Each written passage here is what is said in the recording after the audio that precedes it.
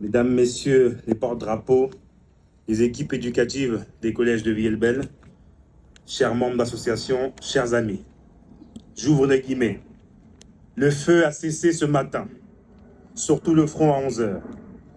L'évacuation immédiate des pays envahis, Belgique, France, Luxembourg, ainsi que l'Alsace-Lorraine.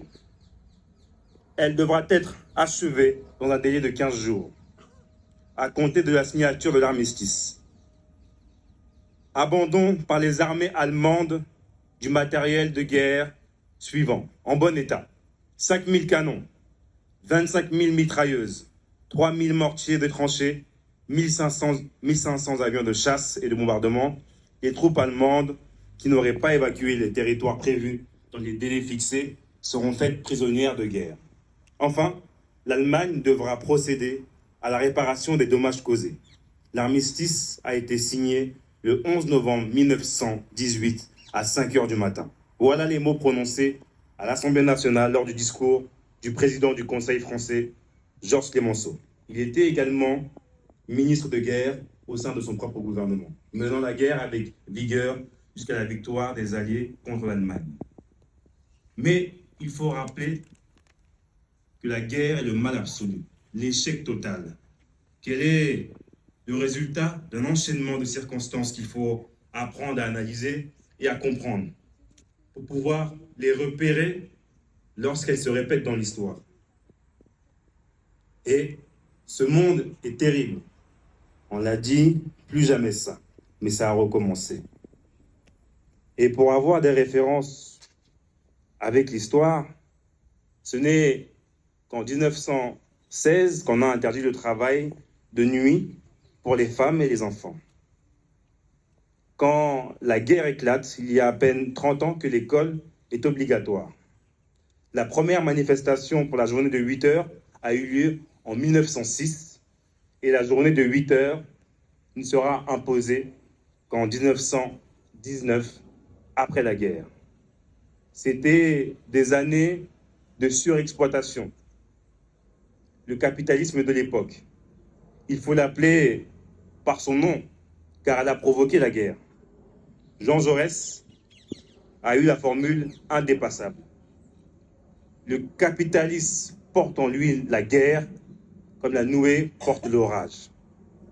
Nous ne devons pas accepter, d'une manière ou d'une autre, qu'on nous fasse croire que cette guerre est le résultat d'une fatalité.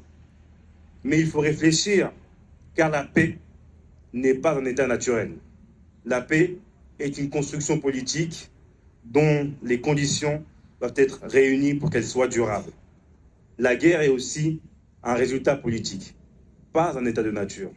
En circonstance, le capitalisme vient, après les crises, se succéder, s'enchaîner et créer des guerres. De 1816 à 1929, on compte 14 crises du capitalisme. Et qu'est-ce qu'une crise? Qu'est-ce qu'une crise? Nous le savons tous, des chômeurs innombrables, une surproduction inouïe, une production sociale gigantesque face à une consommation étroite, des marchandises en excès, en même temps une misère sans précédent.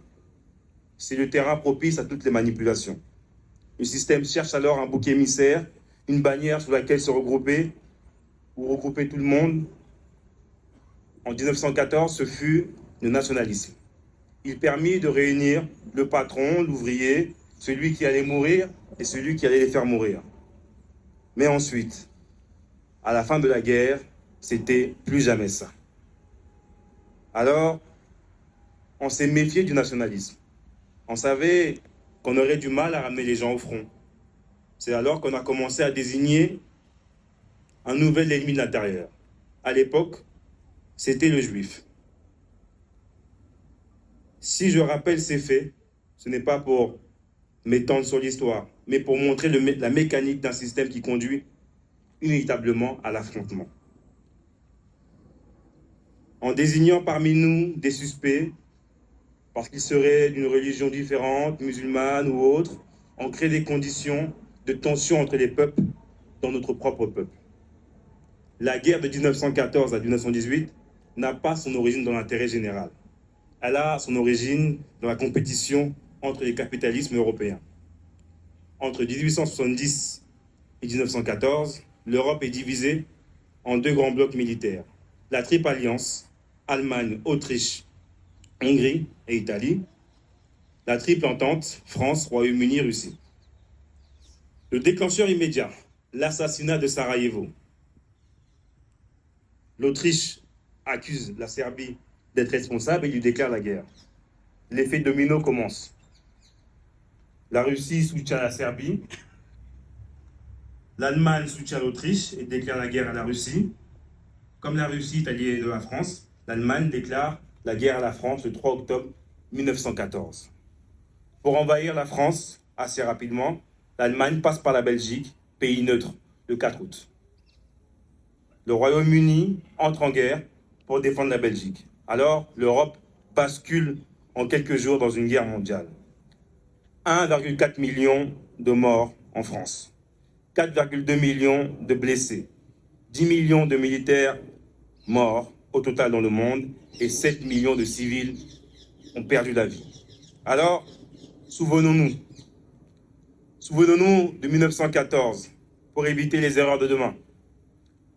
Souvenons-nous enfin que chaque nom gravé sur nos monuments aux morts qui seront cités par les enfants de PDH est une voix qui nous appelle à être dignes. Que notre génération, à son tour, chasse résister à la guerre, aux divisions et à la haine. Plus jamais la guerre. Malheureusement, les hommes recommencèrent en 40. Alors, cultivons la paix, cultivons les cessez-le-feu en 2025 et pour les années à venir et pour les générations à venir. Vive la République et vive la France. Je vous remercie.